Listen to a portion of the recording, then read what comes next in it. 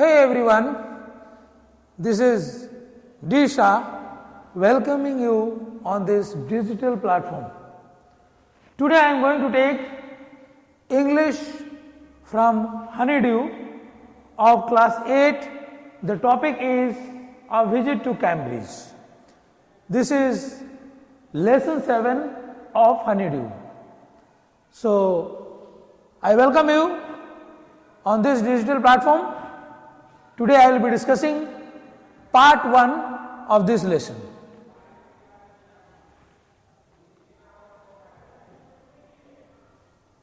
This lesson, A Visit to Cambridge,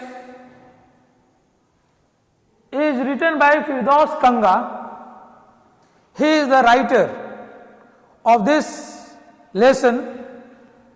So the picture before you is Firdaus Kanga and he is an Indian. So we must know something about the writer first of all. Firdaus Kanga was born in 1960. Firdaus Kanga was born in 1960. Is an Indian writer, an actor who lives in London.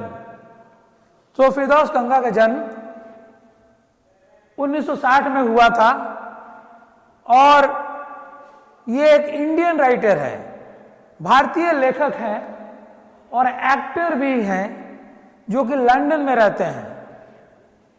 He has written a novel trying to grow a semi-autobiographical novel set in India and a travel book Heaven on Wheels. तो ध्यान देंगे बच्चों, ये जो लेखक हैं ये अभी भी जीवित हैं और इन्होंने एक नोवेल लिखा है जिसका नाम है trying to grow a semi autobiographical novel. Trying to grow ये नोवेल का नाम है और ये क्या है, ये फुल्ली ऑटोबायोग्राफिकल नोवेल नहीं है बल्कि एक सेमी ऑटोबायोग्राफिकल नोवेल है सेट इन इंडिया. और उन्होंने एक ट्रैवल बुक भी लिखा है जिसका नाम है हेवन ऑन व्हील्स और हेवन ऑन व्हील्स से ही इस लेसन को लिया गया है अ विजिट टू कैम्ब्रिज, जिसके बारे में हम लोग पढ़ेंगे.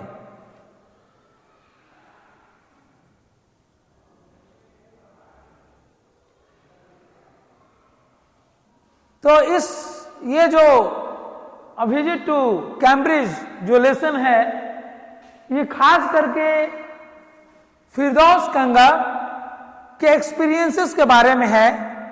जब वो स्टीफन हॉकिंग से मिलते हैं, स्टीफन हॉकिंग एक बहुत बड़े साइंटिस्ट है, वो उनसे मिलते हैं तो उसके एक्सपीरियंसेस के बारे में, माने स्टीफन हॉकिंग और इनकी जो इंटरेक्शन होती है, कम्युनिकेशन होती है, इसके बारे में इस लेसन में इन्होंने दर्शाया है.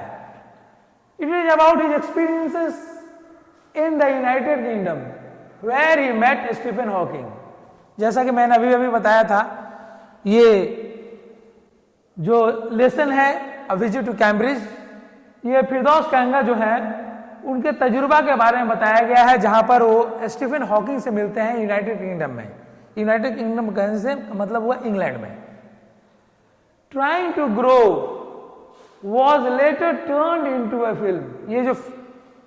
ये जो किताब लिखी थी इन्होंने ट्राइंग टू ग्रो, ये बाद में ये नोवेल जो लिखी थी इन्होंने बाद में एक फिल्म में तब्दील हो गया.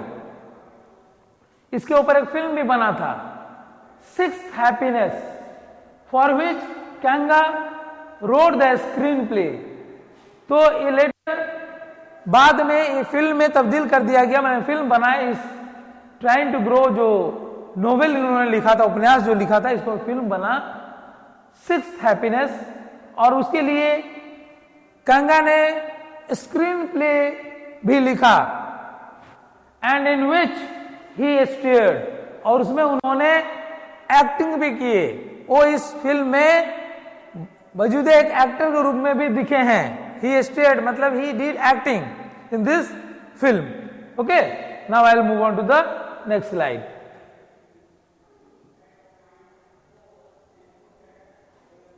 So that was about the author, and this is also about the author and this book. The author of A Visit to Cambridge is Firdaus Kanga. He was a journalist and had traveled all over the world. A Visit to Cambridge, जैसे कि मैं पहले भी बता चुका हूं, ये फिरदौस कैंगा के द्वारा लिखा गया है, जो कि एक इंडियन राइटर हैं और वो एक जर्नलिस्ट का भी काम किए हैं। उनका जर्नलिज्म में बहुत रुचि रहा है and he had travelled all over the world, सारे विश्व का उन्होंने भ्रमण किया है। He was also handicapped but he never let that become his disability in any way.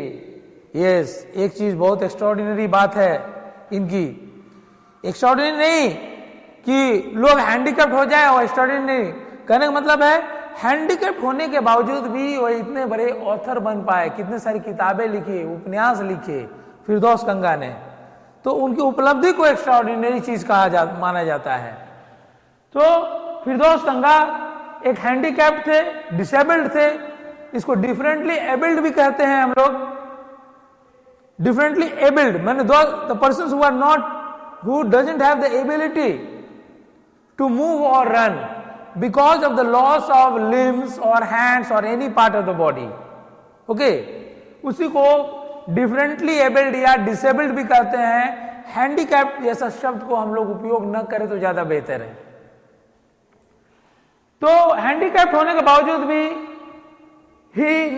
उन्होंने कभी भी किसी प्रकार से ये अपने आप को शो नहीं करने दिया कि वो डिसेबल्ड है और डिफरेंटली एबल्ड है। ये कभी किसी को महसूस होने नहीं दिया लोगों को कि वो डिसेबल्ड है। Also he was an inspiration to the people around him, और ये एक इंस्पिरेशन के रूप में भी उभरे, लोगों के लिए प्रोत्साहन के रूप में उभरे। लोगों को ढेर सारे प्रोत्साहन मिला फिरदौस कैंगा से, क्योंकि एक डिसेबल्ड होते हुए इतने बड़े लेखक के रूप में ये ख्याति प्राप्त की। In this story the author shares one of his experiences in England. इस कहानी में ये लेखक है अपने जीवन से संबंधित ऐसे ही एक तजुर्बे के बारे में, एक्सपीरियंसेस के बारे में बताते हैं, जो कि इंग्लैंड में जो समय उन्होंने बिताए थे। The author describes his visit to Cambridge University where he got a chance to interview Stephen Hawking. और इस किताब में फिरदौस कैंगा जो है अपने उस विजिट के बारे में बताते हैं, कैम्ब्रिज यूनिवर्सिटी का विजिट के बारे में, जहां पर उन्हें एक मौका मिला था स्टीफन हॉकिंग से बातचीत करने का, इंटरेक्ट करने का, उनसे कम्युनिकेट करने का, उनका इंटरव्यू लेने का एक मौका मिला था। तो उसी कम्युनिकेशन, उसी इंटरेक्शन के बारे में इस लेसन में अ विजिट टू कैम्ब्रिज, ये जो कहानी में बताया गया है। Now I will move on to the next slide.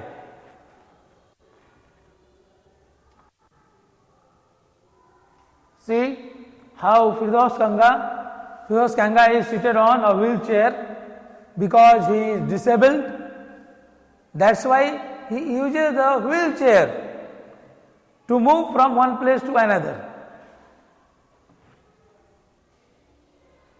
A visit to Cambridge, you see, before you read, आगे लेसन हम लोग पढ़ेंगे, उससे पहले फिर थोड़ी जानकारी दी गई है इनके बारे में, जानकारी दी गई है, और ढेर सारी जानकारी आपके बुक में दी गई है, उसके बारे में भी पढ़ेंगे। Okay, so let's move on to this slide. This is the story of a meeting between two extraordinary people. यह जो कहानी है अ विजिट टू कैम्ब्रिज, ये दो महान लोगों के मुलाकात के बारे में है। दोनों कैसे एक दूसरे से मिलते हैं, अपने जो थॉट्स को शेयर करते हैं, अपने विचारों को शेयर करते हैं। और यहाँ एक्स्ट्राऑर्डिनरी पीपल क्यों कहा गया है? इसलिए कहा गया है कि दोनों लोग हैं, एक है फिरदौस कंगा और दूसरा है स्टीफन हॉकिंग, जो कि एक साइंटिस्ट हैं, और दोनों डिसेबल्ड है, दोनों हैंडीकैप्ड है, अपाहिज है, लेकिन उन्हें हम अपाहिज कहना उचित नहीं होगा। इसीलिए एक बहुत ही सुंदर वर्ड दिया गया है, डिफरेंटली एबल्ड। ओके, तो ये दोनों एक्स्ट्राऑर्डिनरी पीपल क्यों है? क्योंकि एक तो बहुत बड़े साइंटिस्ट है स्टीफन हॉकिंग, और दूसरा जो कि एक बहुत बड़े ऑथर है, राइटर है। कौन? Firdaus Kanga. Both of them disabled और differently abled as we now say. तो जैसे कि मैंने बताया, दोनों क्या है? डिसेबल्ड है, उनके पास वो एबिलिटी नहीं है हाथ पैर यूज करने की, और दोनों व्हील चेयर का उपयोग करते हैं एक जगह से दूसरे जगह जाने के लिए। उनके असिस्टेंट उनके पीछे पीछे रहते हैं ले जाने के लिए, इधर से उधर दूसरे देश में भी जाते हैं तो व्हील चेयर में बैठ के जाते हैं। हवाई जहाज में भी बैठेंगे तो व्हील चेयर में वहां रखा रहेगा उनके लिए, रख दिए उसी पर वो बैठेंगे। तो इस प्रकार के लोगों को हम डिफरेंटली एबल्ड, एक नया शब्द दिया गया है जो कि हम उपयोग करते हैं, उनको हम अपाहिज नहीं कर सकते हैं, क्योंकि वो डिसेबल्ड या डिफरेंटली एबल्ड होने के बावजूद भी, डिफरेंटली एबल्ड का मतलब होगा उनका एबिलिटी है, भले चल फिर नहीं सकते हैं, ठीक है, लेकिन उनके और भी एबिलिटी है। एक है बहुत बड़े ऑथर और एक्टर, और दूसरे हैं साइंटिस्ट। तो वो हो गया डिफरेंटली एबल्ड, उनका दूसरे क्षेत्र में उनकी एबिलिटी है, ठीक है, इसीलिए कहा गया differently abled. Stephen Hawking is one of the greatest scientist of our time. और स्टीफन हॉकिंग जो है ये बहुत बड़े वैज्ञानिक के रूप में उभरे, ये बहुत बड़े साइंटिस्ट हैं हमारे समय के। He suffers from a form of paralysis that confines him to a wheel chair. और एक प्रकार के पैरालिसिस से पीड़ित हैं, उनको पैरालिसिस का अटैक हो गया था, जिसके कारण उनका शरीर पूरा नम हो गया, ठीक है, डल हो गया, हिलने डुलने नहीं सकते, एकदम एक स्टिल फोटोग्राफ के जैसे वो अपनी जिंदगी बिताते। तो और वो अपने आप को कहां बैठते हैं और व्हील चेयर पर अपना समय व्यतीत करते हैं, ठीक है। ही कन्फाइंस पैरालिसिस के कारण उनको व्हील चेयर पर बैठना, व्हील चेयर का उपयोग करना पड़ता है, व्हील चेयर पर बैठना पड़ता है। And allowed him to speak only by punching buttons on a computer. और ये बोल भी नहीं सकते हैं, पैरालिसिस का अटैक हो गया है जिसके कारण वो बोल नहीं सकते हैं, उनके मुख से आवाज नहीं निकलता है। तो वो क्या करते हैं, बटन्स, कंप्यूटर पे एक डिवाइस है, उस बटन्स को प्रेस करते हैं, तो वो जो कंप्यूटर डिवाइस है वो इनके लिए कुछ कहता है जब वो बटन दबाते हैं, which speaks for him in a machine like voice. और वो कंप्यूटर जो है वहां से, उस डिवाइस से आवाज आती है, मशीन लाइक वॉइस आती है जब वो कुछ पंचिंग करते हैं, कुछ चीज, कोई भी चीज टाइप करते हैं, उस बटन को दबाते हैं और कंप्यूटर स्क्रीन पे हो सकता है वर्ड्स आते होंगे, और वो फिर वो मशीन से उसके वर्ड्स मशीन वॉइस में निकलते हैं। आगे बढ़ते हैं नेक्स्ट स्लाइड की तरफ।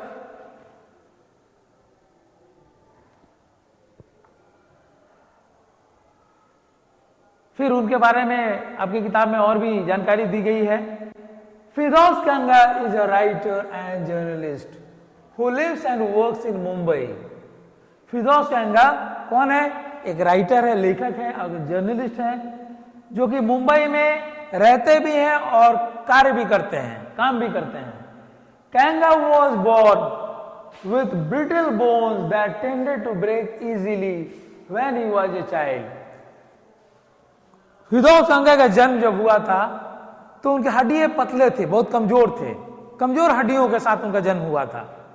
जब ये बच्चे थे तो उसी समय इनकी हड्डियां कमजोर थी। ब्रिटल बोन्स का मतलब होता है वीक बोन्स, जो कि कभी भी टूट सकता है, broken bones, okay, tended to break easily, जो कि आसानी से टूट जाता है, टूट गया उनका बचपन में ही। जो कोई होते हैं ना जिसको बहुत कमजोर, कोई शिशु जन्म होता है, बड़ा होकर फिर वो कमजोर हो जाता है, यही हालात से गुजरना पड़ा फिरदौस कैंगा को। Like Hawking, Kanga moves around in a wheelchair, Stephen Hawking के जैसे ही कैंगा भी व्हील चेयर में ही मूव करते हैं। The two great men exchange thoughts on what it means to live life in a wheelchair। और ये दोनों व्यक्ति जब मिलते हैं, आई मीन फिरदौस कैंगा जाते हैं स्टीफन हॉकिंग से मिलने, और जब मिलते हैं इंग्लैंड में कैम्ब्रिज यूनिवर्सिटी में, तो वो दोनों अपने थॉट शेयर करते हैं, अपने विचारों को शेयर करते हैं एक दूसरे से, फिरदौस कैंगा और Stephen Hawking, and on how the so called normal people react to the disabled.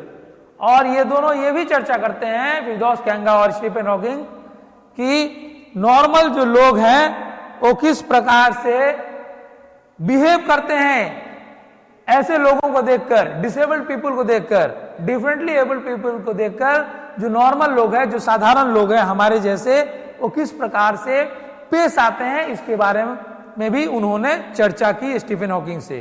किसने चर्चा की? फिरदौस कैंगा ने।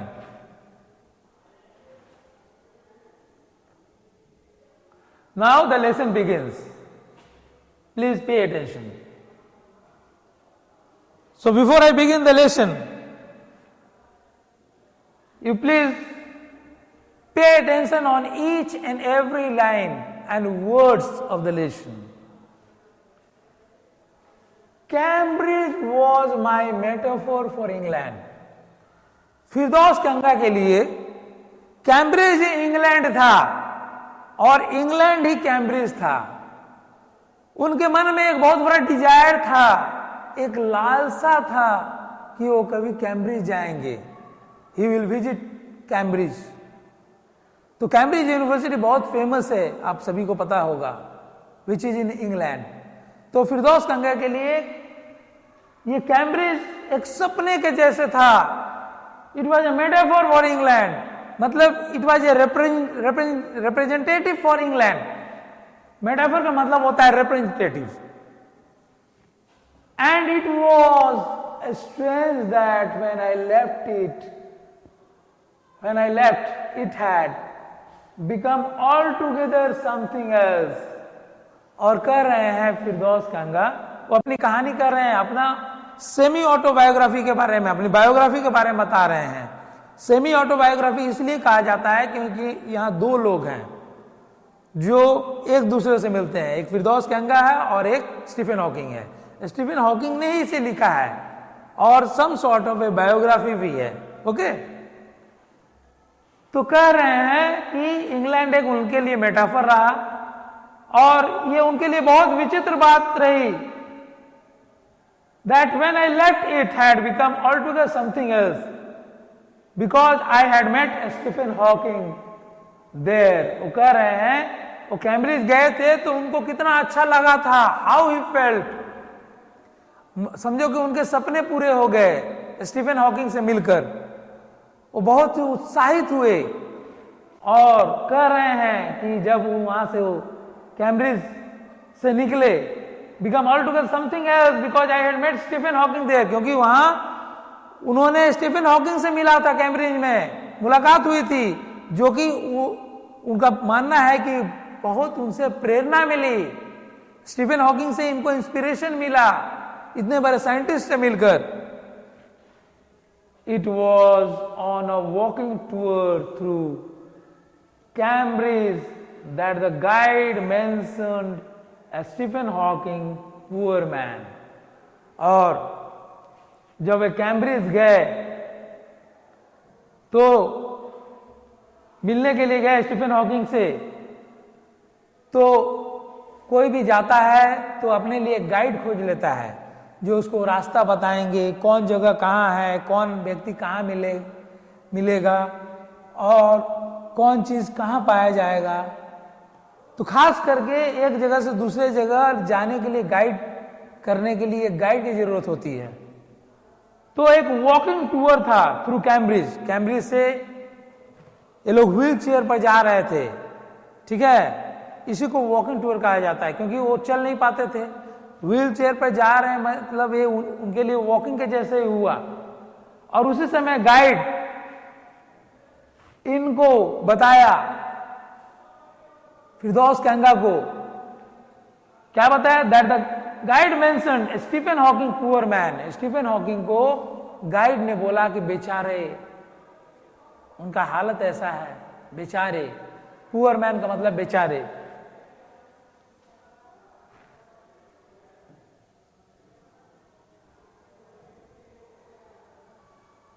Who is quite disabled now.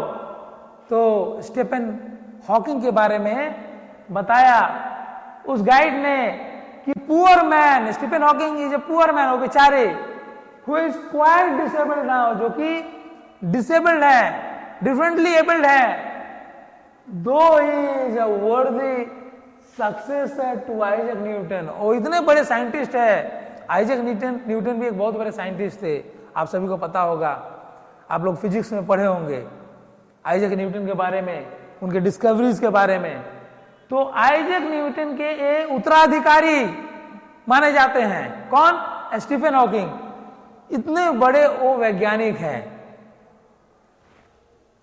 Who chair he has at the university, और आइजैक न्यूटन का चेयर उस यूनिवर्सिटी में है, अभी भी रखा गया है, जिस चेयर पर आइजैक न्यूटन बैठा करते थे।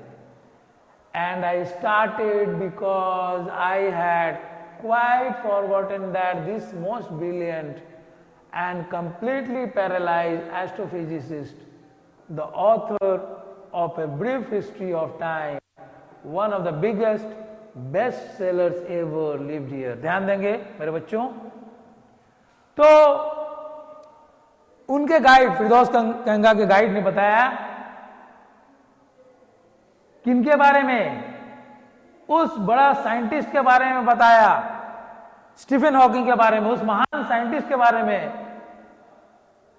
जो कि एक सक्सेसर है आइजैक न्यूटन के। और उसके बाद and I started because I had quite forgotten, और वो वहां से वो शुरुआत करते हैं फिरदौस कंगा, क्योंकि वो पूरी तरह से भूल गए थे कि this most brilliant and completely paralysed astrophysicist, इसके बारे में वो बिल्कुल भूल चुके थे। स्टीफन हॉकिंग कौन थे, एक एस्ट्रोफिजिसिस्ट थे। एस्ट्रोफिजिसिस्ट का मतलब होता है scholar of astrophysics, branch of physics dealing with stars, planets etcetera. एक बहुत बड़े विद्वान को कहा जाता है जो एस्ट्रोफिजिक्स की पढ़ाई करता है, जो कि ये फिजिक्स का ही ब्रांच होता है, और जो स्टार्स, प्लैनेट्स और ढेर सारे हेवनली बॉडीज का अध्ययन करते हैं, उनको कहा जाता है एस्ट्रोफिजिसिस्ट। तो ये कौन थे, स्टीफन हॉकिंग एक बहुत बड़े एस्ट्रोफिजिसिस्ट थे, ओके, एक साइंटिस्ट थे, साथ ही साथ एक बहुत बड़े एस्ट्रोफिजिसिस्ट थे। तो कह रहे हैं फिरदौस कंगा कि एक बहुत तेज तराज ये एस्ट्रोफिजिसिस्ट थे, कौन, स्टीफन हॉकिंग। वो कंप्लीटली पैरालाइज हो गए हैं, उनका शरीर एक स्टिल फोटोग्राफ के जैसा है, समझ लो। और उन्होंने ये किताब लिखी है, a brief history of time, उन्होंने एक किताब लिखी है।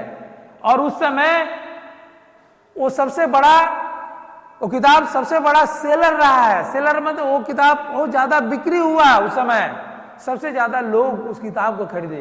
कौन सी किताब को, a brief history of time, जो कि स्टीफन हॉकिंग ने लिखा था। और वही यहां रहते थे कैम्ब्रिज यूनिवर्सिटी में। कौन रहते थे, स्टीफन हॉकिंग। तो इतने बड़े विद्वान थे। तो हमने देखा, this is the last slide of this lesson. So we see in this lesson, what we see? We see the description of two disabled persons, Firdaus Kanga and Stephen Hawking, and both are differently abled. Firdaus Kanga is a writer and Stephen Hawking is a scientist, is a famous scientist. And Firdaus Kanga, he is very delighted and excited to meet Stephen Hawking, and we can hear about his interaction with Stephen Hawking in the next part of this lesson. We will see how these two people had created name and fame in the world. Being differently abled, they have become very famous in the world by their works, by their superior works, which other people cannot do. तो इस प्रकार से हम क्या देखते हैं कि इन दोनों के बारे में इस लेसन का बिगिनिंग में चर्चा किया गया है, और फिरदौस कंगा को स्टीफन हॉकिंग के बारे में बहुत कुछ जानकारी मिलती है जब उनकी इंटरेक्शन होती है फिरदौस कंगा की स्टीफन हॉकिंग से, और वो बहुत ही इंस्पायर होते हैं। किससे इंस्पायर होते हैं? स्टीफन हॉकिंग से। और स्टीफन हॉकिंग फिरदौस कंगा के लिए एक प्रेरणा बन जाते हैं, और फिर ये बहुत खुशी महसूस करते हैं स्टीफन हॉकिंग तो करते ही हैं, और साथ ही साथ फिरदौस कंगा भी, क्योंकि उनकी मुलाकात एक सपने के जैसे है स्टीफन हॉकिंग से। So we have come to the end of today's lesson, part 1 of this lesson. I will begin with part 2 in the next session. Thank you, my dear students.